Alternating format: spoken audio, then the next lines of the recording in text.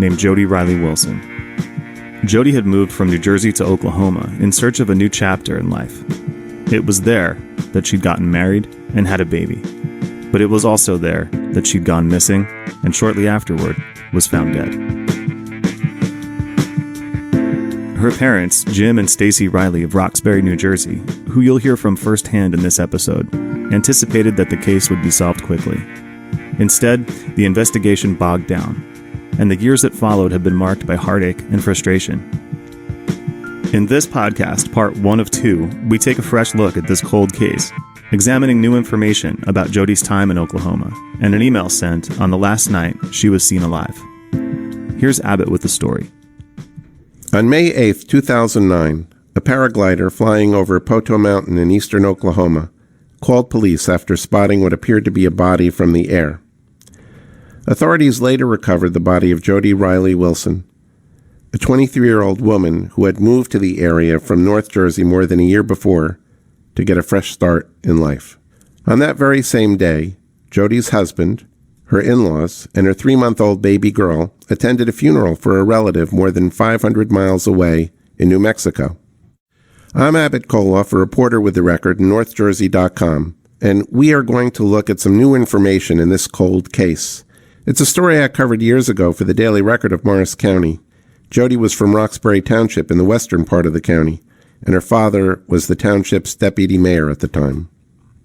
Authorities quickly labeled Jody's death suspicious, but that was the last time they did anything quickly in the case. It took 5 months for an autopsy report to be released, and it was inconclusive. The Oklahoma Medical Examiner was understaffed and had lost its national accreditation, but authorities said the real problem causing the delay was that Jody's body was badly decomposed.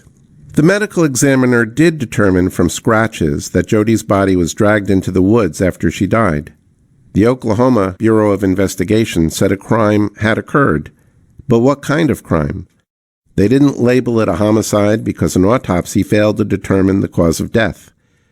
They said the decomposition of Jody's body could have masked injuries. There was no evidence of drug abuse.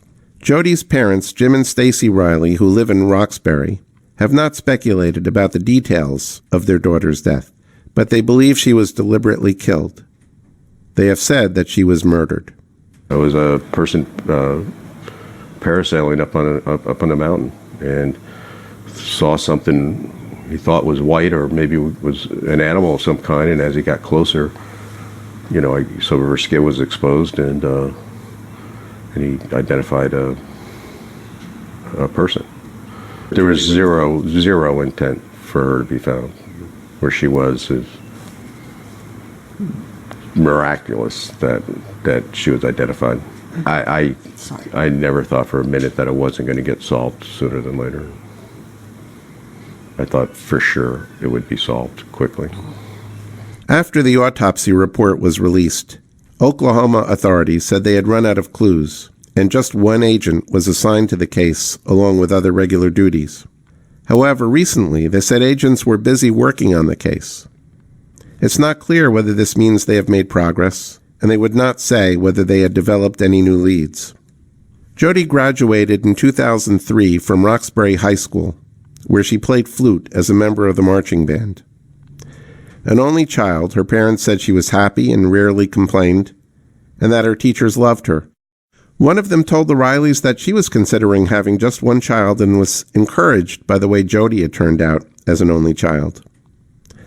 Jody thought about becoming a nurse and then studied interior design at the County College of Morris. Later, when she worked as a clerk for a furniture store, she told friends and family that she wanted more. That desire is partly what led her to move to Poteau, Oklahoma in 2008, where she went to live with a great aunt. But life in Oklahoma did not open up the opportunities she had hoped it would.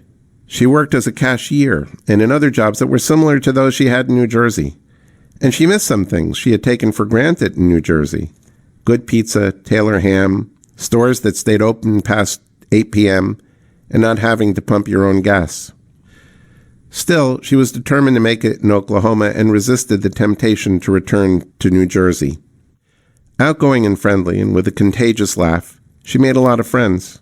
One childhood friend, Lisa Anderson, said she had an amazing energy and thirst for life. And on vacation in Mexico, Jody, she said, would be the first one to be dancing on the table. She wasn't afraid of anything.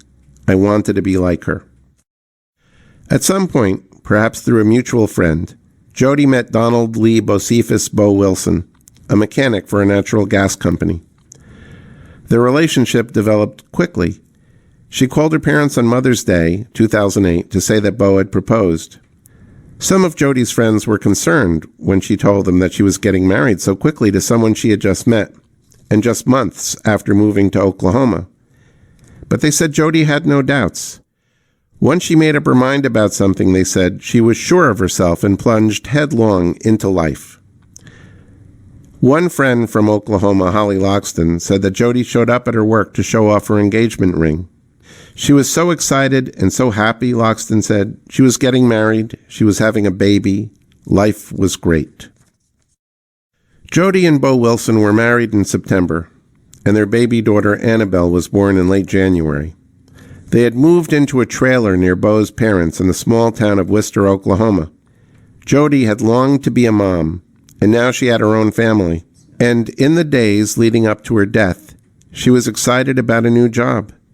Anderson, her friend from childhood, said Jody was head over heels in love with her little girl, and that everything in her life revolved around Annabelle.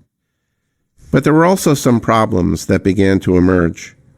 Jody had been embraced by friends in Oklahoma, but now she was living a more cloistered life, without as much contact with friends that she had made in Oklahoma.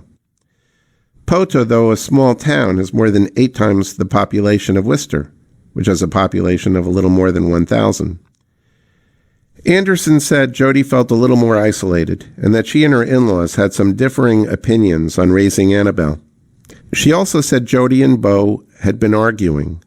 She didn't say why, and said Jody never got to the point of packing her bags, but coming home to New Jersey had been a recurring theme for months. Still, Jody seemed mostly happy in the days leading up to her death. She was eager to start a new job selling cosmetics for Avon, and told people she was looking forward to pushing her daughter in a stroller and taking her on sales calls. One day, she took Annabelle to Poto and dropped off brochures at friends' homes. Days before her body was found, she met an Avon district manager for lunch to brainstorm sales ideas. She mentioned that she would be away for a few days attending a funeral. She also told her parents that she intended to go with her husband and in-laws to New Mexico for the funeral of a relative. Later that night, she wrote an email to her boss and told her how excited she was about starting her new job. She again mentioned that she'd be out of town, but would be returning over the weekend. It was May 5th, 2009, the last day that Jody was seen alive.